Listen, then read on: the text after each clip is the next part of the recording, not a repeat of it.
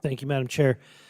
Right now, public schools are really, in my opinion, failing to do their most basic duty, educating our children. We saw widespread closures during the COVID pandemic, which led to students falling behind in core subjects like reading and math, which, by the way, I oppose the closures and the lockdowns because it was an absolute scam, and the impact to our children, I think we'll see for an entire generation. But during that time, under the guise of COVID, Congress appropriated billions, $189 billion to the ESSER fund to restore educational services after COVID-19. Of course, like everything else the government throws taxpayer dollars at, the money was often used inappropriately. And while there were some school districts that appropriately spent the funds, there were many, and unfortunately far too many, that used it for nonsense like DEI programs, critical race theory, gender ideology, and other work programming. And before anyone questions whether or not it actually happened, I'll point to my very own school district that I graduated from, which spent money implementing these programs. First and foremost, Congress has a responsibility to question how the schools are spending taxpayer dollars and how they're being effective in the use of those dollars. My first question is to Ms. Is it Gentiles? Gentle with an S, so Gentles. Gentles. Ms. Gentles, will expanding school choice, which is a very popular topic in many states, including Missouri, will that improve the student outcomes?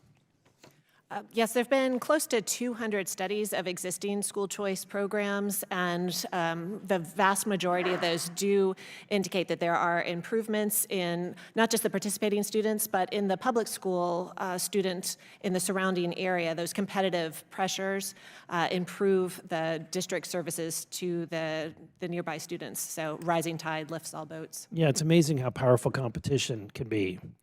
My other question, often whenever I'm discussing this topic, there are teachers that I think we all love teachers, but there's often a fear of how this might impact their livelihood, impact their opportunities. In your opinion, does expanding school choice help teachers? Well, the fear comes from the unions who are concerned about losing the dues-paying members from the public system. There's absolutely no need for fear on the part of educators or those who care about them because, of course, education alternatives to the traditional public school need teachers. So teachers are teaching in these private schools and other education options. And again, when we talk about those studies, it revealed that the teacher salaries in surrounding areas where you have school choice programs, those increase, so everybody benefits. Yeah, and the sad part is that, would you agree that sometimes what the unions would be advocating for are in direct conflict with what benefits the students and what benefits the teachers? Well, the teachers' unions are focused on increasing their dues-paying members, right. And the AFT represents Planned Parenthood staff members in some states, for example. They aren't necessarily representing educators, and they are in contrast to the needs of educators when they're advocating for policies that do not enforce discipline.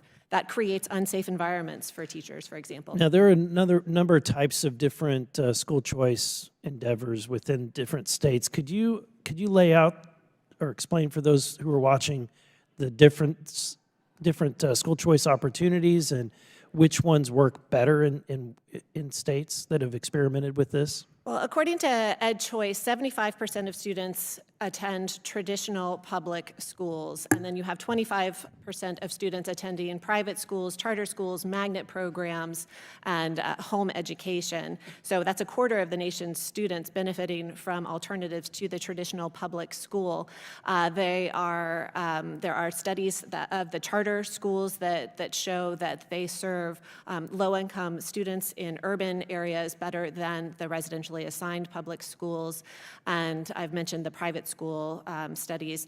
Within private school choice, you have a newer development called education savings accounts, and a growing number of states have these flexible spending accounts that allocate the state portion of the student funding to an account for the parent to draw down from, to use for tutoring, for tuition, for transportation, for technology, and therapies when you're talking about special needs children. And so these ESA programs are very popular among students with families of students with special needs. Thank you. My time has expired.